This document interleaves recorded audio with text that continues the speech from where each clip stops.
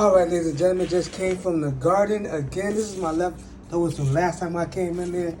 Now I got the dried basil right here, about to dry that. When you throw that into a pasta, it gets wet again. I guess it turns back to its original state. But I got these right here that just came out the garden. I'm telling you, once it starts growing, the garden just keeps going and going. Look at this. It just keeps going. As long as you keep it healthy, don't overwater it. You know, don't over dry it either. You know, some plants like a lot of water, some plants don't. And you guys know which ones. So the basil is a full sun plant. It really doesn't get affected by high heat. It doesn't need that much water. You can dry it out and put it back in liquid, and then it'll come back to the soft state. Y'all know about the jalapenos. Everybody should know about jalapenos living in America. So yeah, here's the new bounty of jalapenos and shosito peppers. Here's the last bounty. Here's the new bounty. As you can see, peppers just flowing. Peppers just flowing.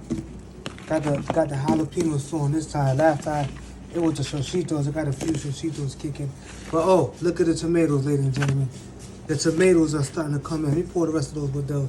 The tomatoes are starting to come in. If y'all ain't got a garden, y'all better go ahead and get a garden, man. Because there's no joy like having your own food that you grew and get a chance to, you know, eat it. It's great.